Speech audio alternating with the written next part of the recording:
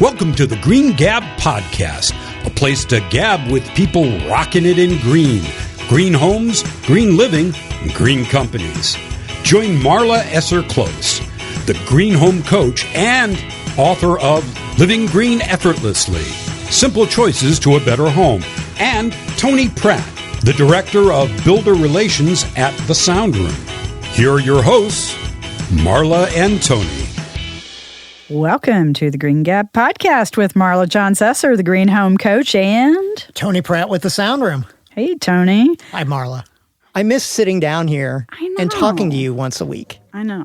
I'm grateful that we get the chance to do this. But I'm also grateful that we could take some time off because we had an awful lot going on. Oh, yeah. And it just made sense. It did. It did. Yeah. So even though these podcasts live out in the world in perpetuity, they do get recorded on a date, so real life does come into play. Things happen every day. And you have been, gosh, doing so much stuff. Let me tell you, right now, and especially in St. Louis, I don't know what construction's like in the rest of the country, but St. Louis is just phenomenally busy. Now, I'm hoping other companies out there are like us and are just slammed. But we're slammed, and that's good for us. Plus, we just moved to a new facility. Congratulations. The Sound Room just opened up its brand new store. We're at 17373 Chesterfield Airport Road. That's the new showroom. There you go. By the time we're done with it, it will be the coolest technology showroom around. For our St. Louis listeners, you're in Chesterfield Valley, out there in the big retail part of Chesterfield Valley, right? Yes. For those of you not in St. Louis listening in, you can always look them up online and see all the awesome work they're doing. I know we're trying to figure out a way if we can podcast from the showroom. We haven't figured that out quite yet, but we're working on it. I think we might be able to. It's just a matter of when. Yeah, we'll get it all figured out. What I absolutely loved, like the very first thing you told me about your new building when you told me that y'all were moving, was that it has a whole bunch of solar panels on the roof. Oh, yeah. It's got there's about 120 panels up on top of the roof. Actually, I walked in this morning from the field, and there was the person that actually installed the solar on the building. Proactive service. Saw we moved in, saw we opened up. We have 3 inverters on our system. Okay. Got the third one online. I had noticed the first 2, they were calculating how many watts it was producing, but the third one wasn't. Now all 3 of them are working. And I think at that time it was churning out about 16,000 watts. So 16,000 watts is enough to do about how much? That I do not know yet. Okay. I haven't studied on what our system is, how big the system is. I just know it's pretty immense. Yeah, I used to be better at all these conversions, but that's a good amount of power. I think it's a 16 kilowatts maybe. System. I think. So somebody that knows solar is going to come back and come on a podcast later to help describe all this better than we're doing right now. But here's the cool thing, is that you guys are, by the nature of being in this building, already embracing so much of what we talk about by using renewable energy and doing some things that are a little on the leading edge. So congratulations. Absolutely. When David Young, our owner, told me he bought this building, first thing he said to me was, the coolest thing is there's a huge solar array. And let me tell you, when you're an electronics retailer and your hours for operation are mostly during the day, nothing is better than having a gigantic solar array to help with the electricity cost. Dang. Well, and I haven't been doing anything over the last 3 months, so. Well, and except moving. Let's say moving, getting my special man through his medical treatments. And yeah, there's been a lot going on. Just a little stressful time. My residence is moving to Oklahoma. My business address is staying here in St. Louis, so I'm going to counter commute or reverse commute. Right. And what has been so interesting about this is as we've been getting into our new home in Oklahoma, learning about what's available. And we actually are in a home that has a HERS rating, and HERS is a home energy rating that's used very commonly for energy efficiency. So we actually are in an energy efficient home with a rating. That's awesome. And it's got a HERS 57, so better than we thought. It does not have everything I wanted in my absolute dream home, but it is so totally workable. And it's taught me a lot about the difference in building practices in different regions. And I've really had to kind of revisit a lot of my understanding of building science and how they do things there and how it's different and how do I work with native materials and regional materials. Right. And we brought a company in to do a landscape concept for our backyard, and we wanted to do mainly native plants and have a super low maintenance yard because we're empty nesters. We don't want to be spending all of our time in the yard. So that was really cool. I'm getting to explore these new companies and new people and meet them as I am now in my own home adventure with this new house. And I love trying things out before I put them out to our audience and to the people that read about us and stuff. So it's giving me a chance to do that. Yeah. And I just recently blogged about this, is that one of the things that was really important to us was to have really good outdoor space because we love being outdoors. And we wanted covered outdoor spaces. And we wanted to make sure that our backyard faced a direction that would be comfortable enough for us to sit out in the evening. So we didn't want any houses that had a west-facing backyard. Okay. And it was kind of cool because Scott knows the addresses really well. So he could tell just from the address and the street which side of the street it was on, which way it faced and stuff. So a lot of times we could rule out or in a home to go look at even before we got there. Just because Scott was like a human GPS. Yeah. So there you go. So we're getting this opportunity to really walk our talk a little bit and starting to have some conversations with people down there. There's not as many people there in what I would call the green headspace as there are here in St. Louis, but there's some really good stuff everywhere. And it's just looking in different places. So it's really encouraging me to be creative about how I look at things and how I talk about it. And the culture's a little different there. Right. Well, and remember, reframe it. St. Louis is this little hidden gem when it comes to innovative building. It really is. And the whole green and sustainability conversation in St. Louis has been really well embraced. And it's been embraced by a lot of people and a lot of companies. Do you know how many companies have been through the St. Louis Green Business Challenge, for instance? No, how many? Over 150. Wow, that's not bad. And companies of all sizes, really big ones and really small ones and everything in between. That program is in its 7th year now. And I'm actually writing an article that I'm including some information from them. I'm so impressed with how they've taken the opportunity to help people see things from a different perspective and put it into practical use. Well, St. Louis, our influences are different than maybe in Oklahoma City. They are. Whereas we're a lot more northern, have a lot of similarities in our makeup of, with a New York and a Philadelphia and a Boston, things like that. So I think we're a little bit more liberal and open-minded when it comes to a lot of things like that. On some things. Yeah, not politics, but more socially. And there's different cultures everywhere. But one of the things that I'm learning from this experience is that how you talk about it and how things are important to people really does matter. So you have to listen first, period. Sure. Which is just a good human tactic, right? I'm really excited about the opportunity to get to do that. I'm blessed for that. Hang tight a second. Let's take a quick break, and then we'll come back and talk some more about sustainability.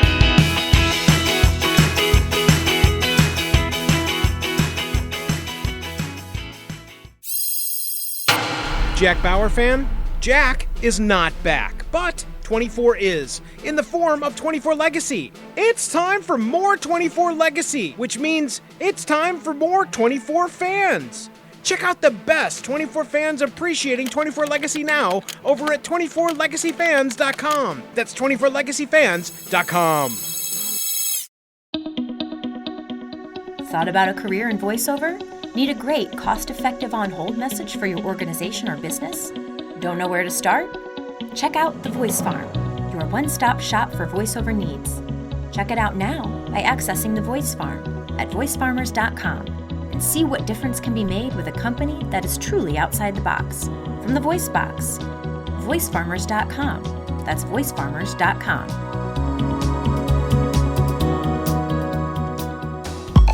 Everyone's wanted to start a blog, but who wants to start one all on your own? Take your interest in creating a blog to the next level by getting bit by the Bloggers Bug. Bloggers Bug is a blogging community that allows you to polish your blogging skill set today. Log on today at bloggersbug.com and get bit by the Bloggers Bug. bloggersbug.com. That's bloggersbug.com.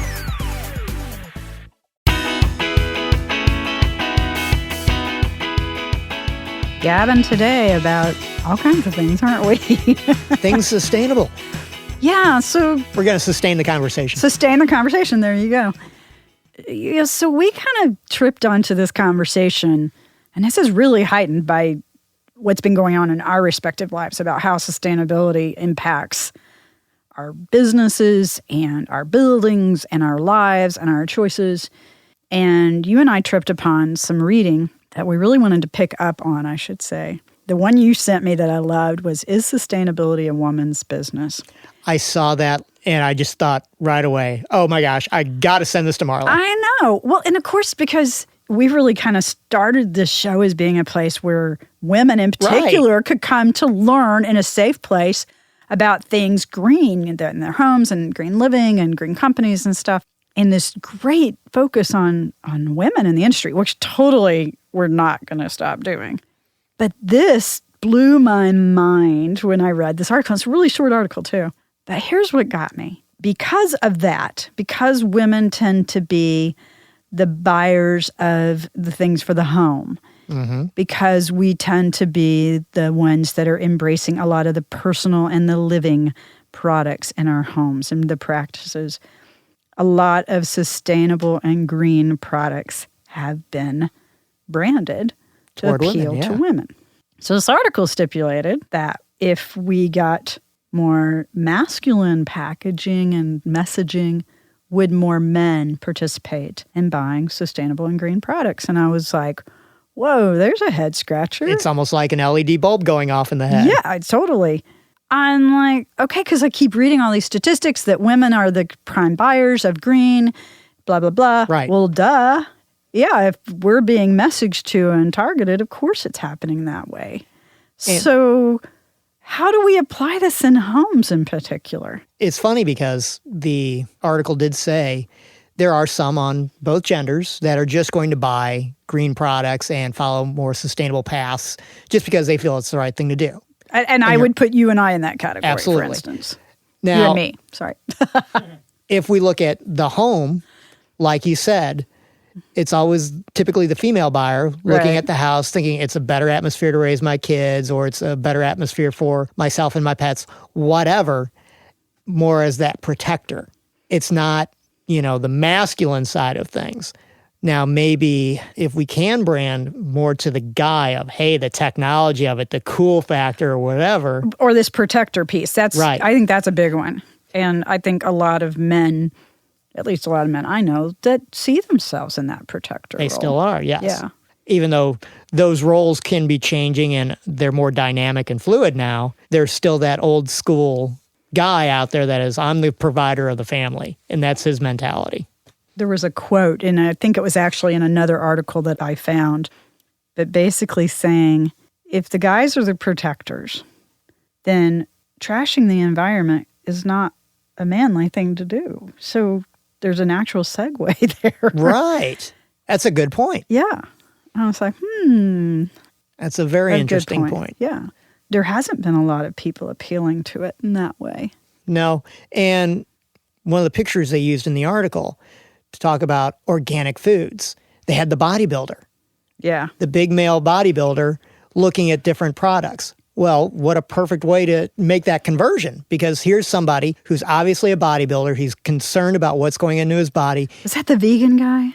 I think it was. Yeah. He's spending so many hours in the Yeah. gym. Nobody's going to sit there and think, And no meat-based protein, no Right. animal-based protein. right.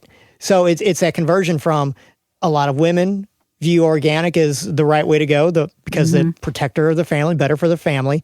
Well, now all of a sudden here you've got the single bodybuilder, but he's concerned about organic because Yeah. he's worried about what's going in his body. Yeah. And what a great show of, hey, it's for everybody. Well, I'm seeing so many people that you still don't know. They know what they're concerned about this. And I read a lot of the Shelton group, as you know. When Oftentimes- is she coming on? I know. We've got to get Suzanne Shelton on. So I did see her last week at a conference and need to follow back up with her. But one of the articles that they put out this year, and actually a lot of their presentations and a lot of their information that they share publicly is from their research. But they had found in their latest research that half of Americans today say they have started or stopped buying particular brands because of the environmental reputation of the manufacturer.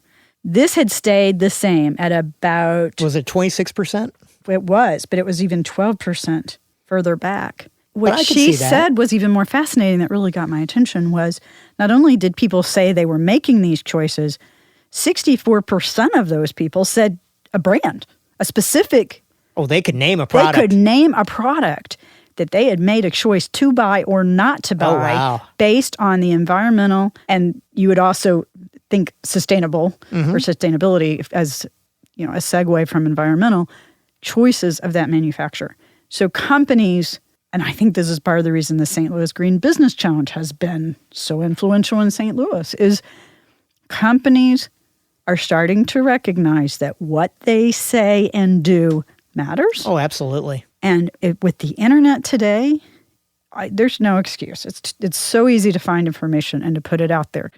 And one of the first things I look for if I'm looking for a new company or a new product is I look for anything on their sustainability, their environmental responsibility, their human responsibility, corporate, CSRs, corporate social responsibilities. Okay. So that's kind of lumping it all together, right? And how does a company look at all these factors that affect us as their buyers, as their consumers, and as the users of their products? So here again, just because a company isn't necessarily selling a quote-unquote sustainable or green product, how they deal with those factors still is really important to their reputation right. Their and business, to us. As long as their business practices are sustainable, their stewardship of the environment, their stewardship of society in general, that kind of makes up for, well, their product's not certified and it's not sustainable. I don't know if it makes up for it, but at least it's a step in the right direction. Well, if what they're selling really has no avenue to be certified as sustainable, not every product does. Okay, name one. Give me some time. I will. I believe if you think of products being manufactured and services being administered in a responsible... A speaker. Okay. What materials go into a speaker? Beats the heck out of me. So there's a mesh screen, there's metal. There's a lot of different things that go into it. There's wiring. Metal is highly recycled, so that might have recycled materials in it. Depends on what type. Right. So you don't know what goes into a speaker. What if your speaker manufacturer told you not only great sound, but were manufactured in the United States, for instance, with all the talk right now about jobs in the USA and manufacturing in particular, that could be part of that conversation. They could talk about the materials and the components that go into their speakers. Transparency could be a way of communicating a sustainable corporate social responsibility story. Perhaps they're sustainable because they're not coming from halfway across the world and not imposing transportation cost and fuel cost. I mean, we've talked on so many different episodes about all the different ways to be green and sustainable. And I bet you that there's not too many products that don't fall into at least one of those categories. I don't know. We should do some research on that. Okay, so here's a challenge for our listening audience. And we need to be asking you guys more. Give us some feedback on the blog, or if you're listening on iTunes, leave a comment there. What do you think companies need to be telling us? Or better yet, let's make this simpler. Do you think companies need to be more transparent in sharing about their products and what goes in them and how they're made? Very nice. A simple yes or no. Yes or no. That's it. That way we'll keep it easy. So with that, let's take a quick break while y'all go comment.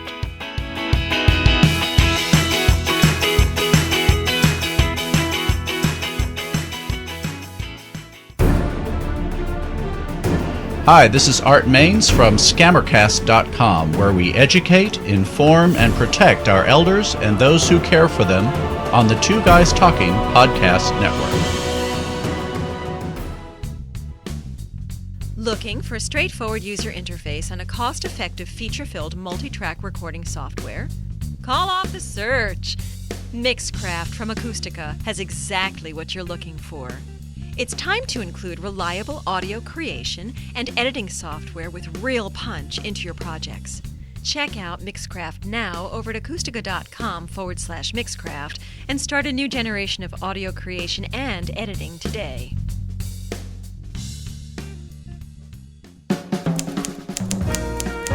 Shield was introduced in 1965 in an edition of Strange Tales, featuring Nick Fury. It was billed inside comic books as the greatest action thriller of all time. And it's safe to say that secret acronymed International Intelligence Collection endeavors would never be the same. Another, even greater episodic series is ready to take the greatest action thriller of all time mantle. And we hope you'll be listening. Don't miss the Agents of S.H.I.E.L.D. podcast, reviewing each and every episode of ABC's Agents of S.H.I.E.L.D. bullet point by bullet point. Check it all out right now at agentsofshieldpodcast.com. That's agentsofshieldpodcast.com.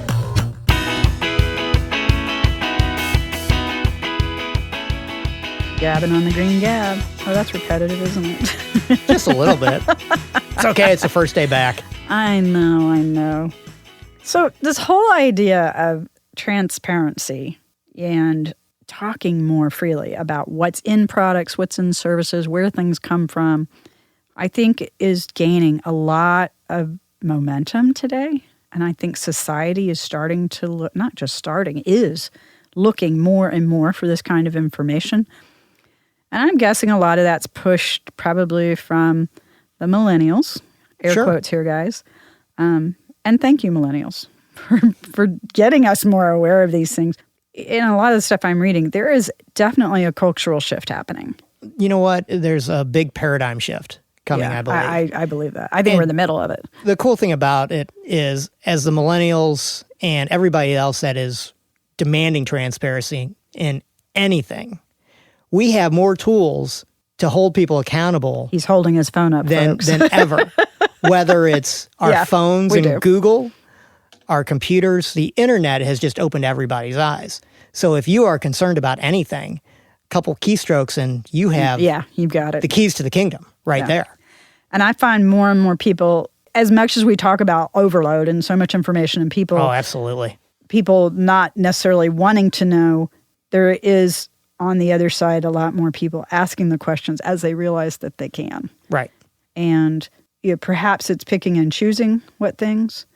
And it's kind of like eating well or working hard to eat well, but dadgummit, that cookie just looks so good. And, I'm just going to have it even though I know what's in it. Moderation. And I know that it's not, exactly, moderation, a little bit at a time, However, knowing at least, okay, I'm going to eat that cookie, so I got to balance it out somewhere. Right. So I think there's growing recognition that we all can do that in a lot more sectors of our life. So that comes back to, how do we as people, as consumers, and I use that word consumers on purpose, how do we go find that information so we make the best choice we can with the information that we can find?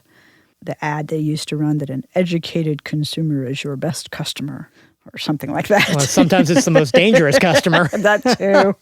Yeah, that's true. There's no hiding anything. This is true. Full transparency, right?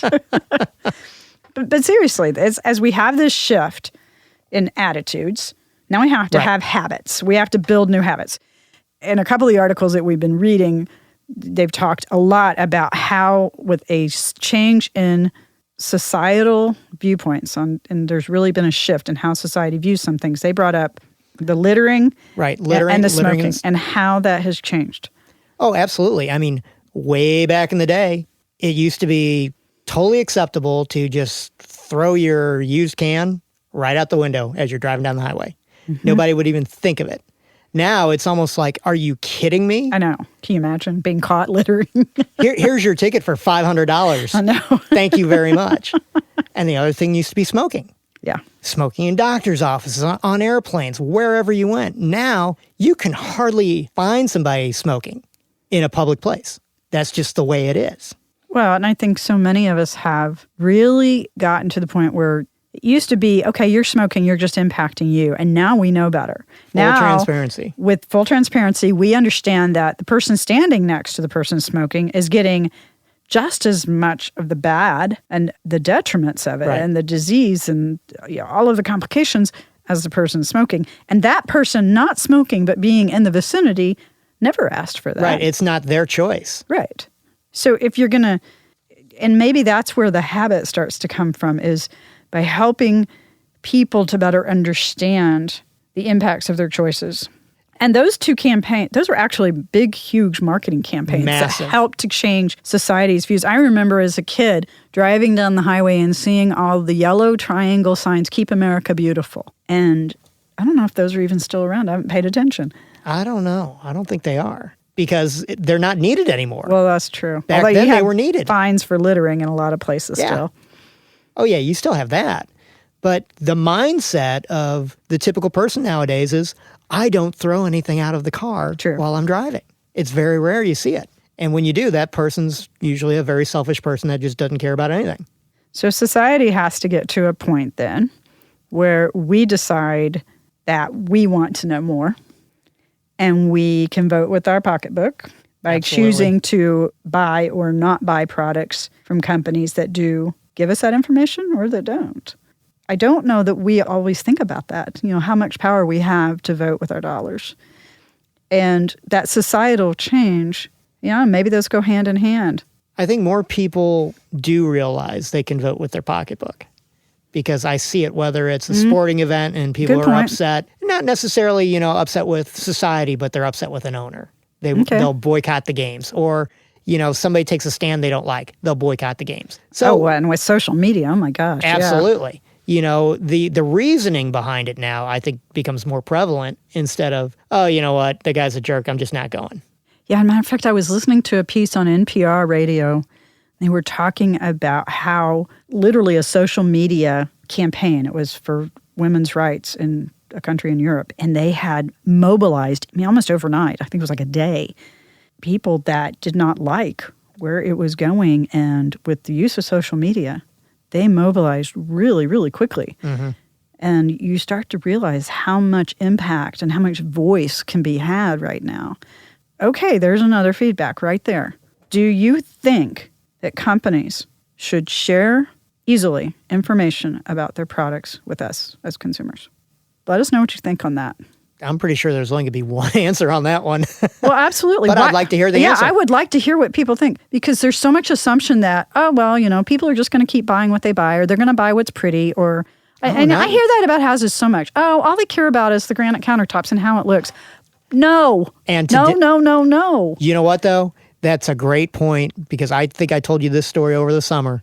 I was sitting in a meeting with one of our members of Congress and a bunch of old school builders. And the comment was, nobody wants this stuff. They'd rather have granite countertops. And that stuff being green features, sustainable features in the house. And I just looked up, and I knew it wasn't the place to raise my voice. Yep. Just because. And I just had to bite my tongue and just grin and bear it. But it's like, are you kidding me? Now, I understand your family's been building houses for 100 years, and you've built them the same way. And you just don't understand technology is changing and society is changing. When I told that comment to another builder who was a lot more advanced in his science of his house, he just kind of shook his head and said, yeah, not everybody gets it. And that's okay. There's builders for everybody's economics. True. And everybody's social choices. True. It's just like with cars. Yeah. I mean, you can drive a car that gets 4 gallons to the mile, or you can drive a car that gets 50 miles to the gallon. I can look at Builder A over here or Builder B. If I fit more philosophically with Builder B, I'm going to buy his house. Yeah. It doesn't matter what the cost is. So here's the wrap up, is sustainability matters. The research is showing that we as the general citizenry have really turned the corner, and we are showing that we care. Mm-hmm. So with this attitudinal shift, now we have to figure out how to make that into habits and actions where we can really start to impart more change. So that's our challenge for all of us. How do we keep going with this? How do we make these habits work? How do we make those choices? And that's our goal here, is to give that information so that it's as easy as possible for people to make those decisions, right, those because choices. If choices are easy to make, people will actually make them. Yes. So right there, folks, that's our role in this, we hope, is to really help you find information that you can take action on that's easy and direct. And We welcome your feedback on this because we kind of opened up some new topics here today. It's like Pandora's box I just know, opened up. I wasn't going to say it. Well, hey, I enjoy it. I mean, this this banter. The exchange. The debates. I love it. And we hope that you love it too. And with that, we'll catch you next time. Thanks for listening to this episode of the Green Gab Podcast and for joining us on our own personal Green Odyssey as we change the world one Green Gab podcast at a time. What did you learn about during this episode? Tell us now by visiting our website at greengabpodcast.com. And remember to connect with us via iTunes, Facebook, and Twitter. The links to do all of this are at our website, greengabpodcast.com. Thanks for listening, but more importantly, thanks for rocking it in green.